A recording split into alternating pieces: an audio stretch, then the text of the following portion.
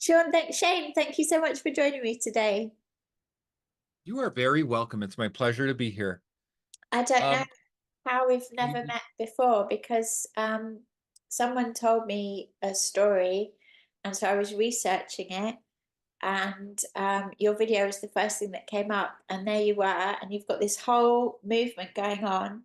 And for years, years and years, I've been saying, I feel like I'm the last raw fooder standing, and there you were as well out there, and I never knew you were doing it. oh, wonderful. I'm so glad. Yeah, we put ourselves out there and who finds us when the time is right, I do put myself out on social media. I have a YouTube channel, Instagram, Facebook. I put out a lot of content and I have my group coaching program, Raw Vegan Heroes, has thousands of members. So it's Yeah. pretty active. Yeah, it's pretty active community and environment. I'm just committed to helping share the powerful message of healing with raw foods, Yeah, yeah. you know? Well, I love to talk about the history of the raw food movement because I feel like it's really important to have everything in context. And as I shared with you, I've been doing it for over 30 years, and there was this wave of popularity about 10 years ago now, where it suddenly became trendy. There was suddenly loads of books out, there was restaurants everywhere. And then I would say by about 2014, 2015, that started to dip off. But I think if I'm right, your work has kind of started at that point where it started to dip off, and you're carrying on the wave in your own way. That's good. Yeah. Well, to be honest, I think that the history is interesting and all, but I'm not trying to carry on any history. I'm actually just trying to speak into the truth of the human biology and how it works. There's no denying that a raw vegan diet supports cellular regeneration and detoxification of the body. That right there means that raw food isn't a movement, it is a way of life that supports health in the human Right. organism. So, for that, we have to talk about it, we have to share it. I find that I get a lot of hate. I get a lot of haters on my social media. So it's not a popular message. I do this because the truth is the truth. The truth needs to be spoken. The truth is self-evident for those with eyes and ears to see. So it's really more of like, I think of myself as more of like a messenger, Right. than anything else. I'm just a messenger. Am I part of the raw food movement? I don't even know. I don't think about it like that. I think I'm a messenger for the highest level of truth. That's what my goal is, I guess. You Amazing, know? amazing. I would Yeah. love, there's lots of things I want to ask you, but I'd love maybe for you to start and to share with people your age, because I think they will be like, wow. And then also I think to share, because this is a criticism often of raw foods, is we won't kind of go into it, but there's a lot of people that have been quite extreme with the diet and haven't ended up being so healthy and don't look so great. And obviously you are a wonderful glowing advertisement for being a long-term raw vegan. So perhaps you could talk about that with us. Yes, that's a great point to bring up. I would love to talk about it. I am 51 years old and I have been fully raw vegan for 7 years, but I didn't start there. I actually went plant-based for the first time when I was 17 years old in 1990. In 1990, there was no vegan junk food in the store. There was no meat or cheese products. There was only whole food. So I was forced to learn a plant-based diet from whole food. I started juicing when I was 18. I got my first juicer. I first attempted a fully raw vegan diet at the age of 30, which was 21 years ago now. And I've been working to just master a plant-based diet, master health for the human biology. What does that take? Definitely plant-based, without question. I mean, for me, the conversation of should we be eating animal products is a completely moot point. I have been on my plant-based journey for 35 years. So the answer to that question is absolutely not. In no way do animal products provide any benefit to the human biology. It is a survival food. We can survive on it, sure. It's not beneficial, though, for our biology to thrive at the highest level. So then we move into the question of a plant-based diet. How does a plant-based diet support the biology best? And then we talk about starches and we talk about fats. Like, do we want to eat cooked fats like fried fats, fried foods, stir fry fats. No, I don't think fried fats are the path to health because fried fats, cooked fats are oxidized and molecularly altered. It creates real free radical damage in the body. So then we say, okay, well, if we're not going to eat fried, cooked, heated fats, then we're looking at raw fats from plant-based sources, raw nuts and seeds and avocados. And then we can look at the starch conversation. Should we be eating our carbohydrates from cooked starchy vegetables or from the simple carbohydrates in fruits? Well, fruits are a superior form of carbohydrate for the human biology because it brings electrical activity to the cells. So we have to be electrically activated to be living at our highest potential. If we have no electrical activity in the body, we have chronic degenerative disease and we end up like a dead piece of meat on the floor. Electrical activity is what animates us. So fruits bring electrical activity into the body. Starches don't do that. Cooked starches have no electrical activity whatsoever at all, zero. So right there we can see plus oxygenation of the body. So raw fruits and vegetables for carbohydrates oxygenate the blood, oxygenate the tissues. Cooked foods, cooked starches don't do that. Also, hydration, hydrating the body on a cellular level. Cooked starches don't do that.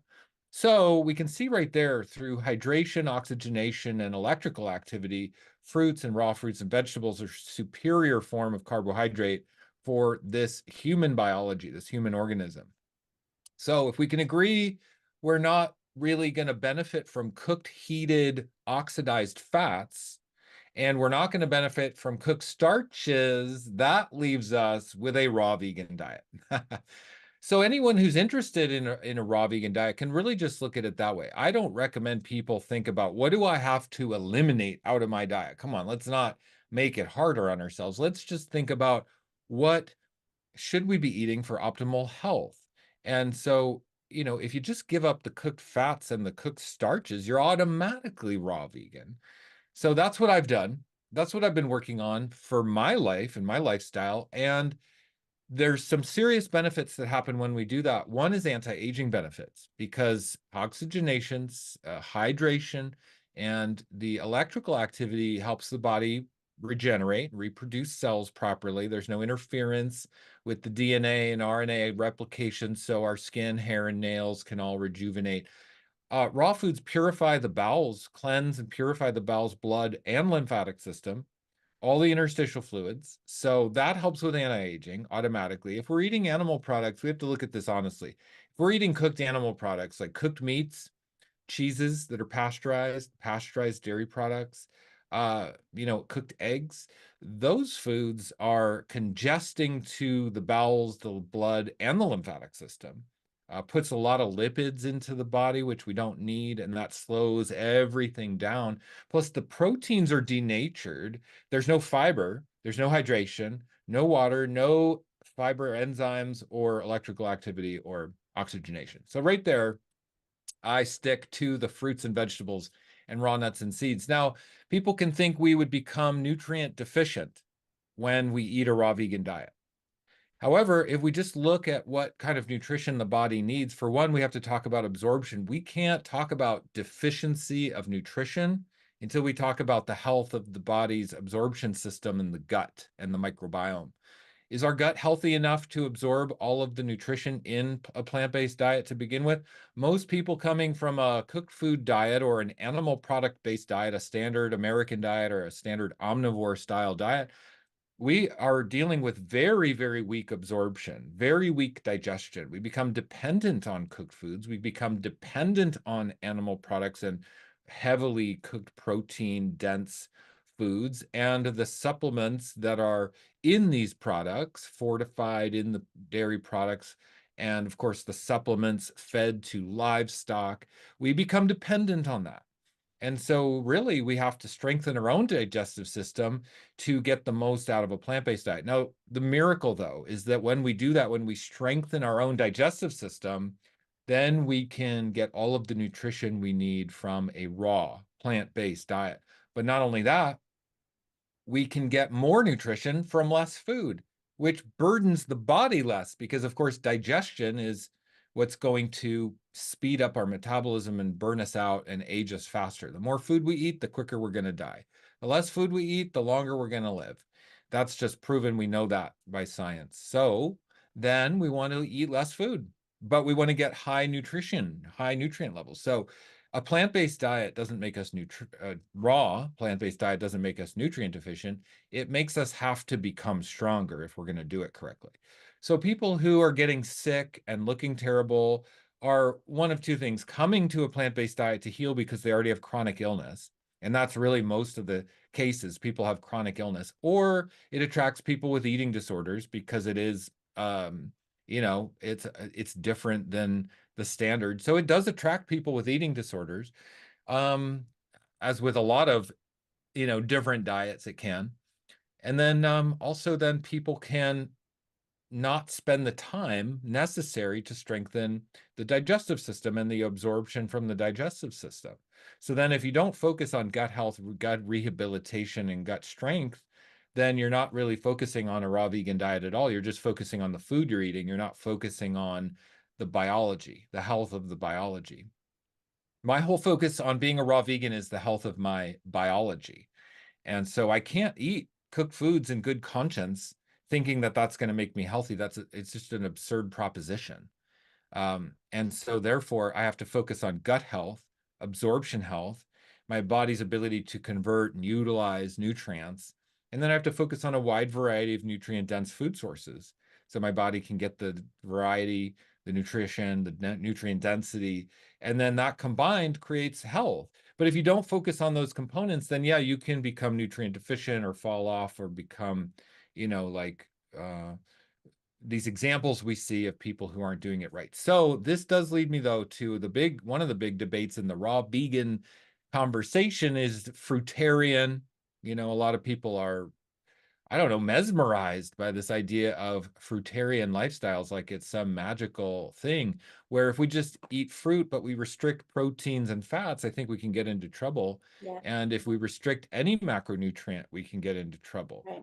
So therefore, this fantasy of a fruitarian diet, just living on fruits like we were primates in the jungle, isn't really ideal.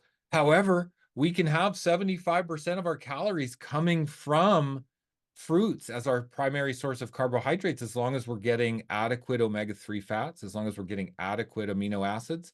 Yeah, we can eat a fruit-based diet. I am a fruit-based raw vegan, but Mhm. I don't call myself a fruitarian because I don't like the restrictive, dogmatic kind of ideology that goes with fruitarianism. So I call myself a raw vegan, although I do eat primarily fruit. And I do think that's the best way to go, but we can't restrict. So that's my take on it. And that's why I think people aren't a good example, because I've been able to be a good example of a raw vegan diet working for me at 51. I've been on this journey a long time, 35 years. I first attempted my first juice fast back when I was 18. I did my first real extended juice fast when I was about 30 and went raw vegan at 30, and then I had to go back to cook foods. I wasn't quite ready psychologically. And now I've been fully raw vegan. So I've done it.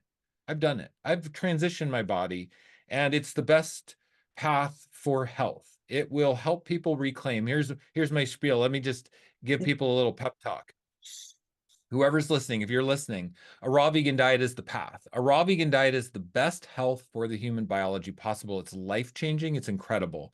But you got to do it right. You got to have support, knowledge, accountability, hand-holding, protocols, whatever you need to get it accomplished properly. Don't go into it willy-nilly and think you're going to get the right results. Do it properly, and you'll get miraculous results that change your life, help you reclaim your health, give your body that composition you've been looking for, help you look and feel sexy, help you look and feel younger, help you feel the best of your life. And then it's a spiritual practice. It's like a 2.0 upgrade. It gives us a reason to live, a reason to be in the world. It gives us a reason to give back. It gives us a reason to help others.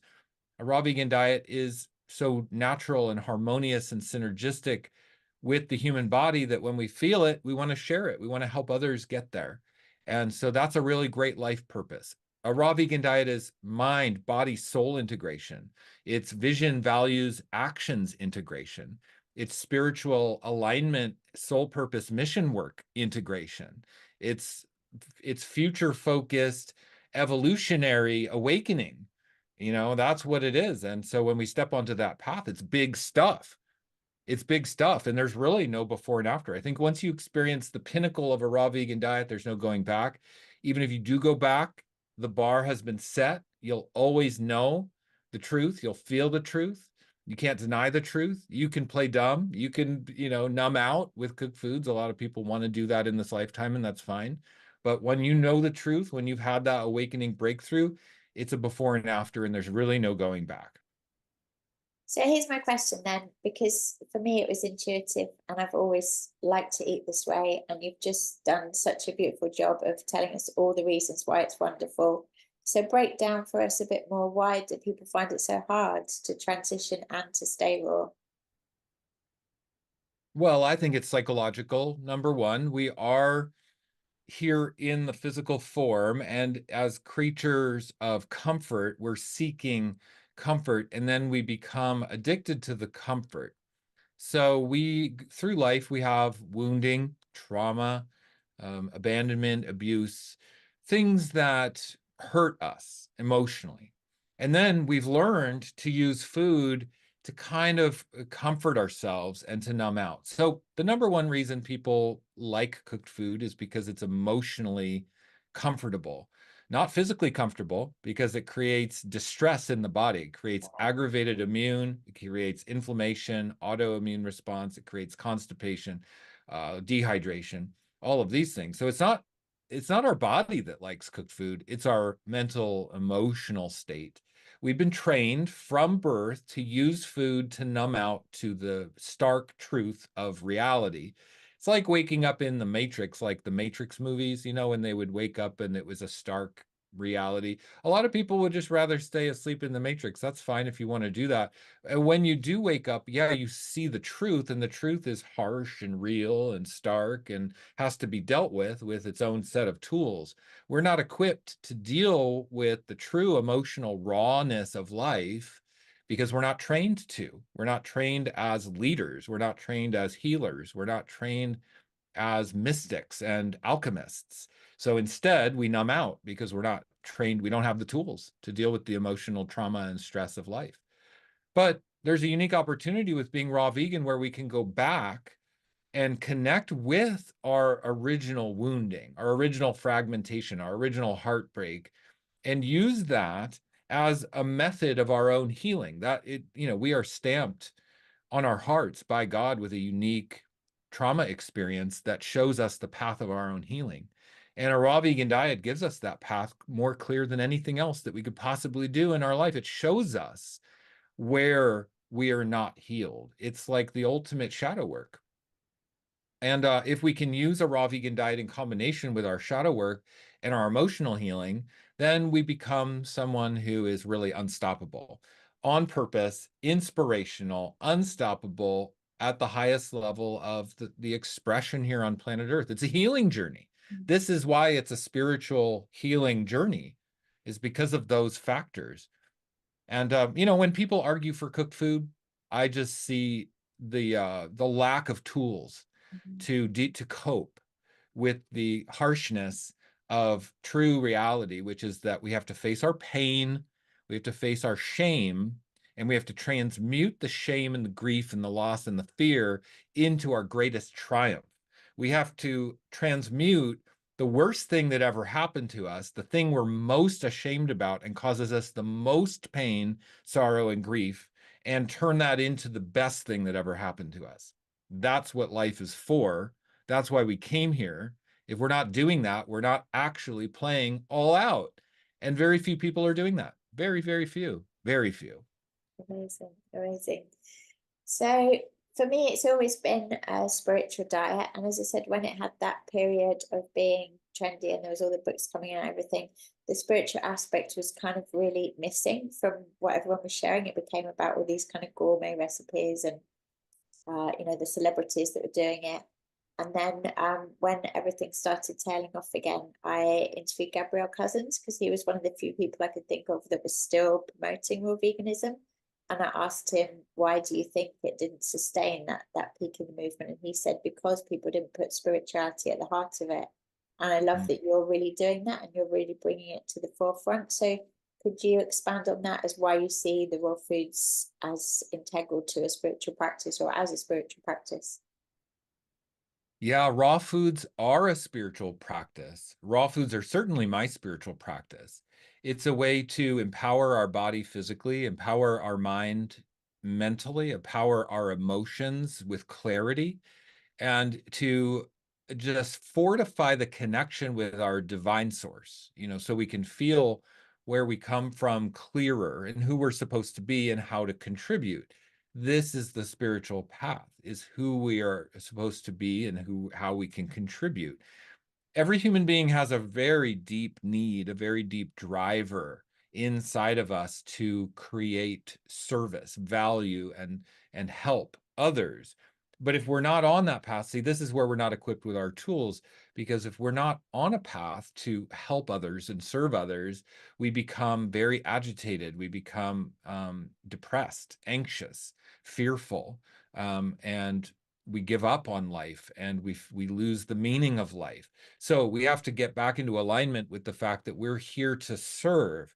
We have to create a way to serve. And a raw vegan diet just gives us the edge. It gives us the clarity, the energy, the focus to see what we're supposed to do, how we're supposed to do it, how we can apply ourselves.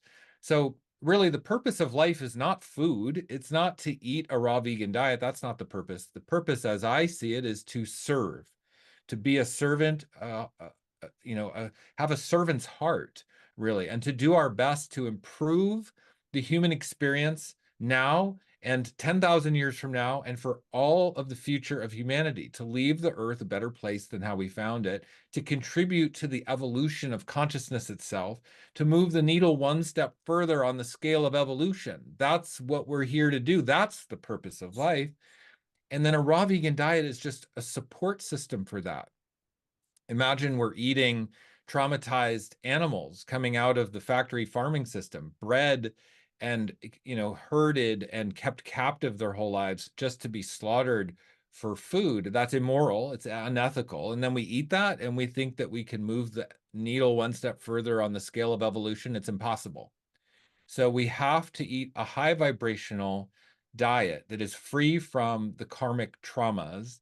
And of course, we can do that with a plant-based diet, but then we can even take it a step further where we empower ourselves with a nonviolent diet of raw food that's undenatured, uncooked, and it's really a higher vibration to experience that. And then that gives us the foundation to do the real work, which is service and being able to provide value for society and people. That's what we have to do. So it's pretty simple. It's not food. It's not food. Food is just a tool to become the best version of ourselves. Right, right. I always say I believe that raw foods is the Ascension Diet. Can you speak on about this time particularly? And you've kind of touched on it already, but why it's so applicable to this time that we're in?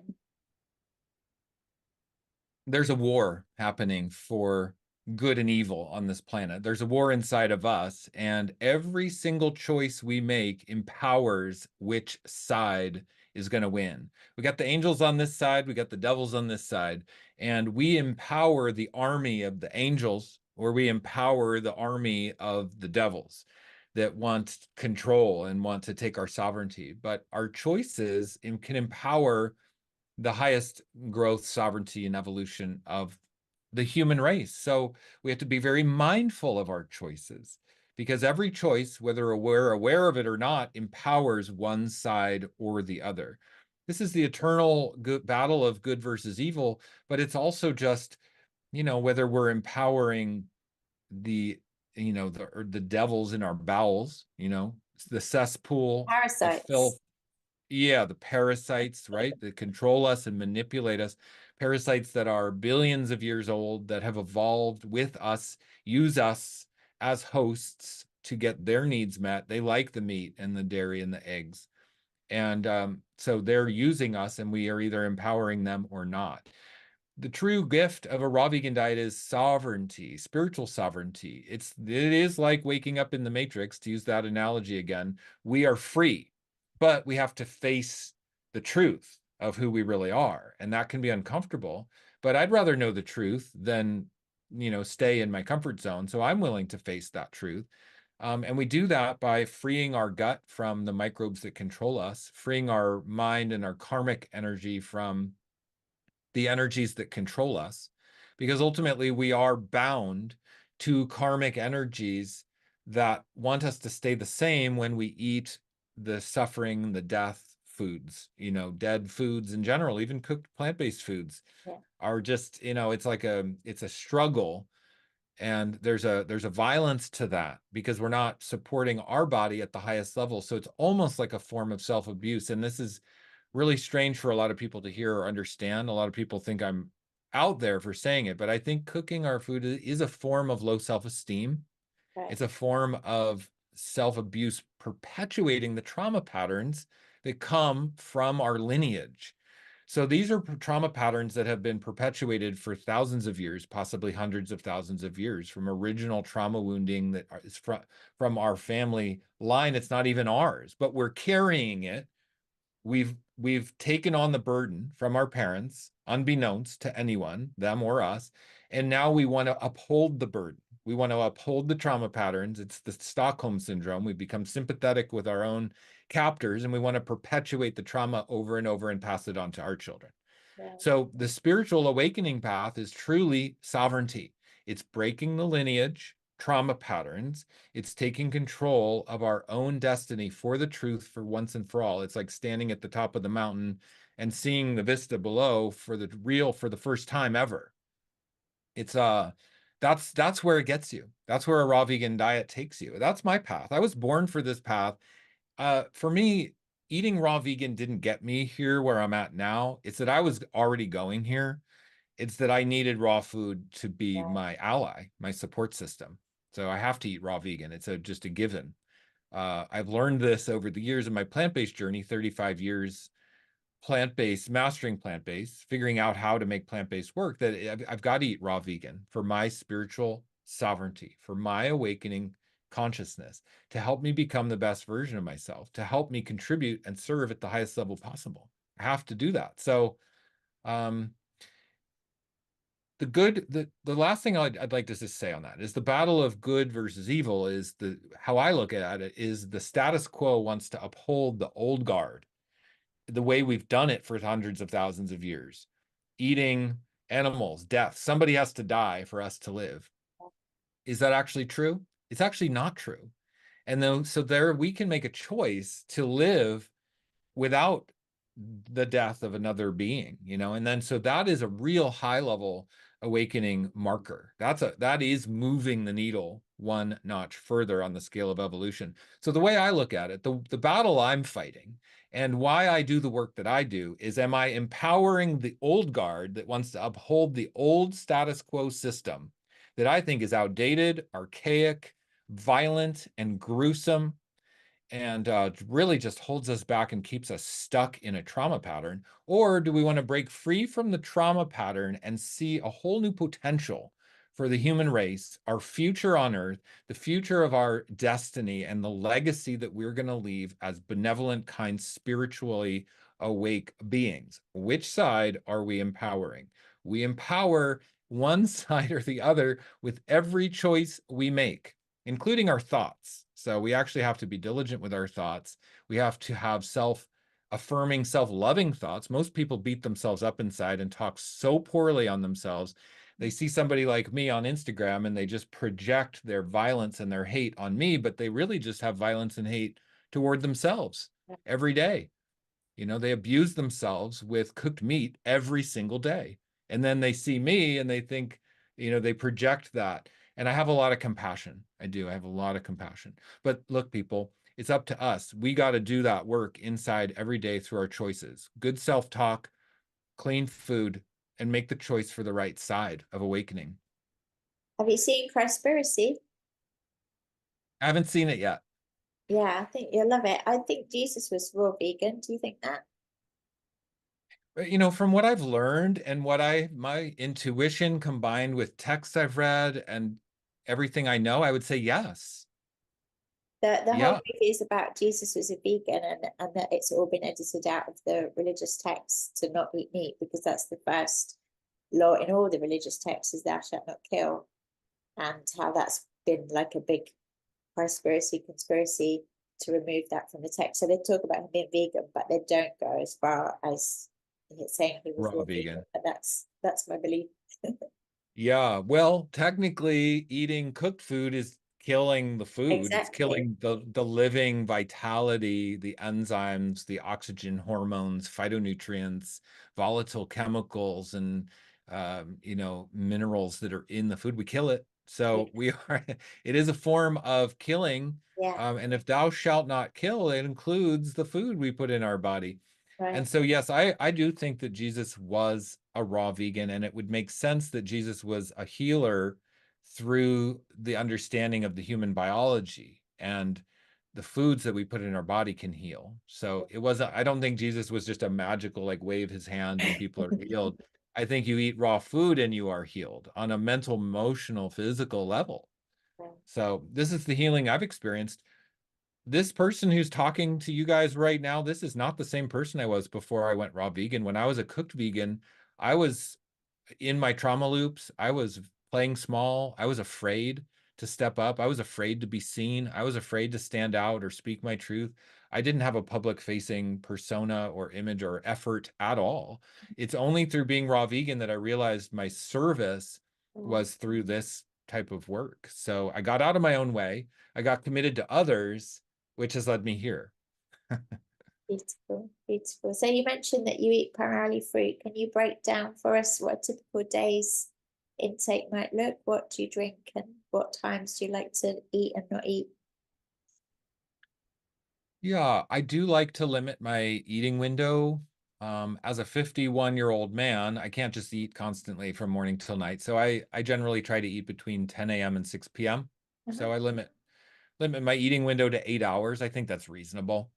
I start my day with a smoothie, usually a power smoothie filled with superfoods and nutrient density, calories.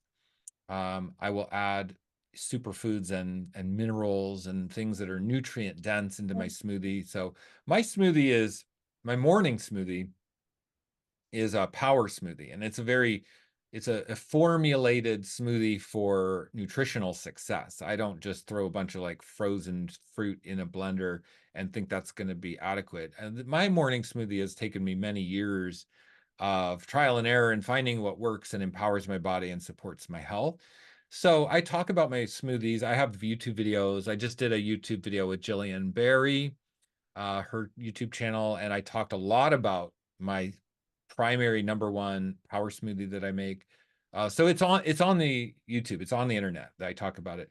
But what I would say to people who want to try a raw vegan diet or just wanting to empower that choice of good versus evil is that you have to start with just what works, and it's okay for it to be messy and imperfect, and just eat a lot. Like, so the bottom line is what works for me isn't going to work for somebody who's 6 months raw vegan or 1 year raw vegan. I mean, and you know this, you said 30 years raw vegan for you.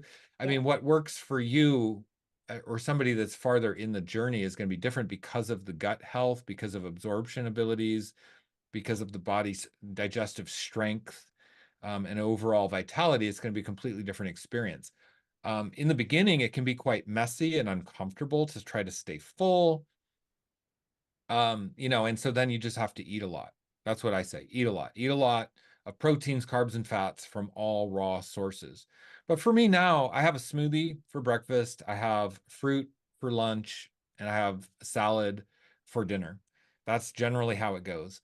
I can sometimes have fruit for dinner, I like sprouts. I eat a lot of sprouts. I make lentil sprouts for protein. I do focus on protein. I like greens and lentil sprouts. Other sprouts and sprouted legumes are great for me. Um, and as long as I'm hitting a nutrient ratio that works for me. So I go for about 65% of my calories from carbohydrates, not Mhm. just fruit, but carbohydrates, raw carbohydrates, and then about 15% of my calories from protein. and about 20% of my calories from fats, Mhm. raw omega-3 rich sources of fats, which tend to be like chia seeds, flax seeds, hemp seeds, sunflower seeds, pumpkin seeds. These are high in protein and also high in omega-3s. And so I can balance the proteins and fats, and then the rest is fruit. So that's what I found works best So, for me. do you take any supplements or just everything that goes in your morning smoothie? I don't take supplements for deficiency purposes. So people think supplements are to make up for something that's lacking in the diet. I take supplements to enhance Mhm. my physical well-being. So I supplement with things that is beneficial to supplement with because my body thrives on more of it, Right, not because I don't have any of it and I need to have some of it. right. My body needs more of it, like minerals. I supplement with minerals. I do colloidal fulvic minerals. I do oxygenating minerals. I do trace minerals. I have about 3 or 4 mineral supplements that I use every single day. Shilajit, sea moss, those are other examples. So that's one thing that I use. I also find my body responds well to, um, I mean, yeah, I mean, I take magnesium every day, magnesium, for like sleep support. Mhm. Um, I love magnesium, and I think we're generally deficient in magnesium, so I'll supplement with magnesium. But that's not like from a food, that's just my body does well with extra magnesium. So I don't take supplements because, like as a cooked vegan, I went 15 years without ever taking a B12 supplement. 15 years. Was I B12 deficient? I don't know. I never tested. I never had any deficiency signs. I know some people can be.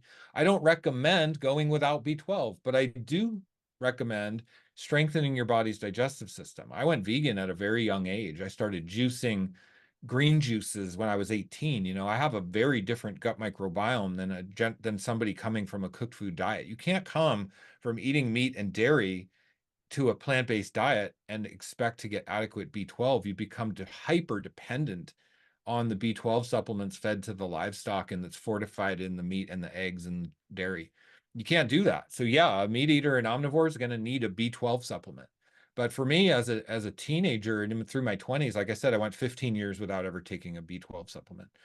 Now I do because it's just good measure. Why not? I don't really see why not, but I Yeah, don't do it for deficiency purposes.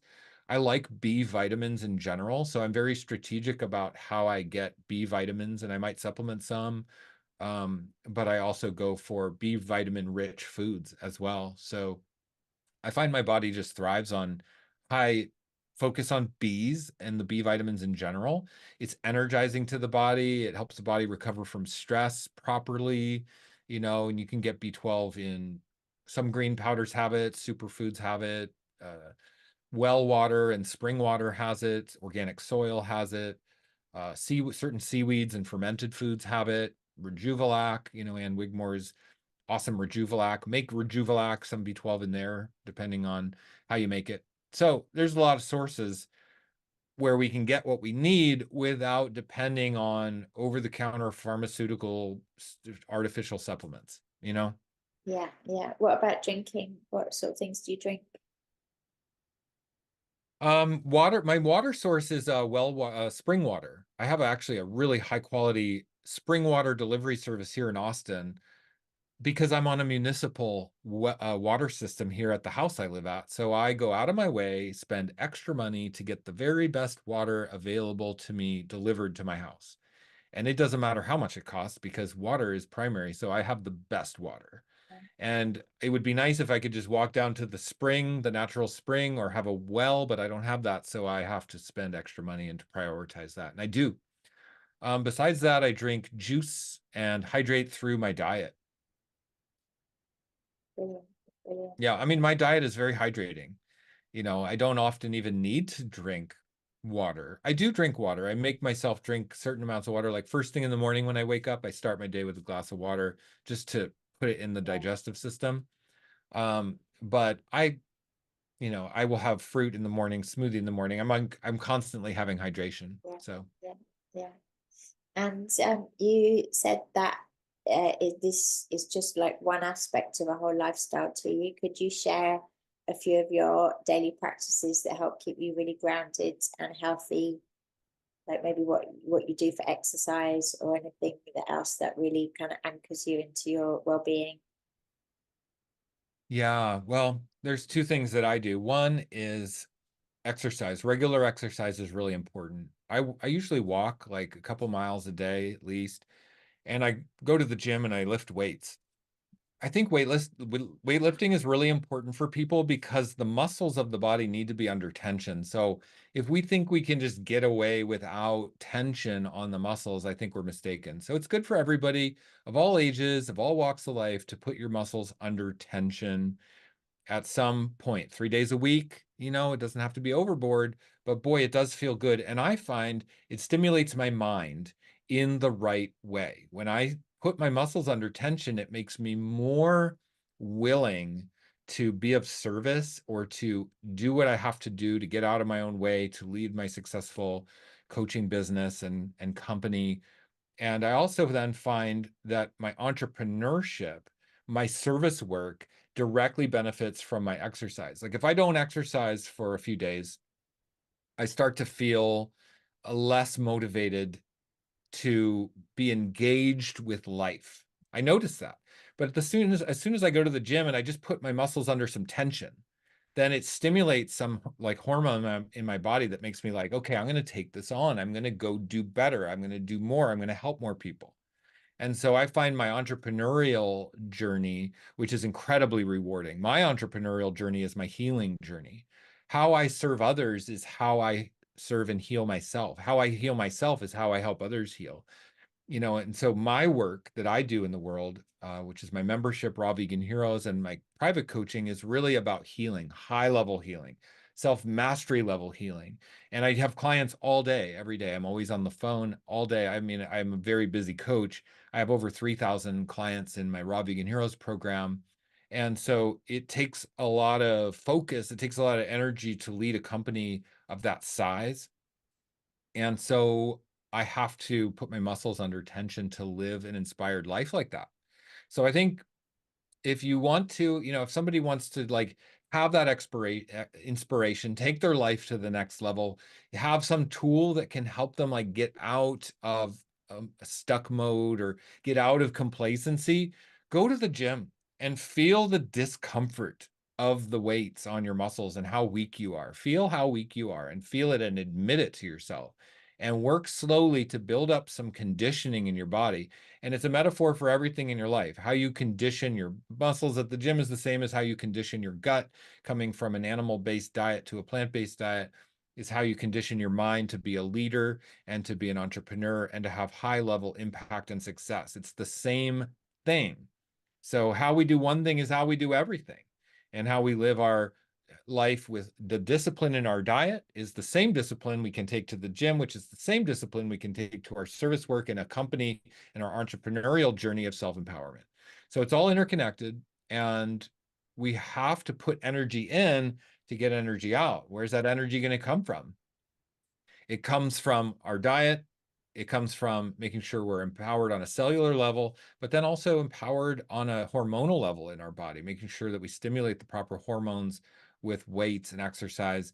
And then the hormones then supply the brain with the right thoughts, because how we affect the body then affects our thoughts. So I think it's so critical that the exercise and the disciplines we implement on a daily basis, it's so critical how those affect our thoughts and our willingness to do harder work, our willingness to be a soldier in the battle of good versus evil, because it takes energy. So we've got to find the energy and give it to ourselves. It's up to us. Yeah. What about sleep? Are you quite disciplined with your sleep schedule? Yeah, I am. I make sure I get good sleep because I am a high performer. And if I don't get good sleep, my performance suffers. So I prioritize high performance above all else. I mean, I come on and I do interviews. I'm on YouTube. I talk to clients. I have to lead people. I have 100 people in my business program. I mean, people who are relying on me to teach them how to create successful memberships and thrive at the highest level and create large income and impact and meaning and purpose and companies. Like, I can't lead that if I don't have sleep. So I prioritize sleep so I can be a high performer. And there's a part of me that wishes I could be lazy like everybody else, but that's just not in my cards. That's not the type of person that I came here to be. And because I have a vision and a mission to be of service, I am then selfless to the service, which means I don't drink alcohol or eat processed foods or whatever, so I can be of high service, high functionality when I meet my day. I'm ready to take on my day. I'm ready to do good work. Amazing. Shane, you're such a powerful speaker. It's such a joy to hear you extol the virtues of raw food because, as I say, it's a long time since I've heard anyone else apart from myself. Yeah, really so passionate about it. So I'm sure people are curious. Can you tell us about your programs and where we can find you online? Oh, yes. Thank you. I'd love to. Well, first of all, I'm on social media, Raw Vegan Rising on YouTube and on Instagram and on Facebook. And my website is rawveganrising.com. And on my website, you can find information about my membership, Raw Vegan Heroes. Raw Vegan Heroes is incredible. We've got over 3,000 members, and it's a community. Every day, people are sharing recipes and meal ideas and shopping trips and updates, thousands and thousands of people sharing what's working for them and what's not working. This is how we actually change. We can't transform alone. So I've created the space, the community, the accountability for real transformation.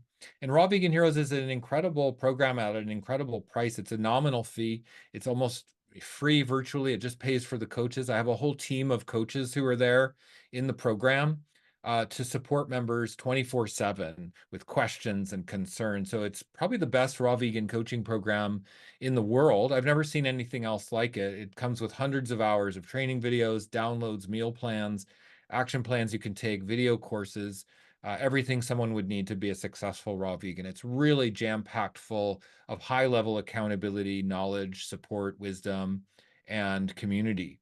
So that program is on my website under the membership tab. You can learn there, but it's also linked in all my social media. If you go to the bio of any of my social medias or in my YouTube videos, the link is there. It's pretty much everywhere I make content. People can find my program. I really go out of my way to make it available to people. And then the other thing is understanding, like, when we hit higher levels of empowerment and success, we might need other levels of mentorship and coaching. I make myself available for high level mentorship, and I mentor with people all day. I work with people to do juice fasting and bowel cleansing and detoxification of the body. I work with people to rebuild the gut and master a plant-based diet. I work with people to start memberships, start coaching programs, and start being out there, putting themselves out there and taking their wisdom and knowledge and implementing it into coaching programs to be very successful with their service work, right? So when we already have healing, the next level is service. And so that's the spectrum of apprenticeship I offer to people, from my very affordable group coaching program, all the way through business training and service mentorship like that. So all of that's available on my website, rawveganrising.com. Thanks for letting me talk about it. I love the service work that I do. It's my passion. Shane, it's been such a complete joy. Thank you so much. You're so welcome. Thank you for having me on. Much love and blessings to you and everybody. Have a great day.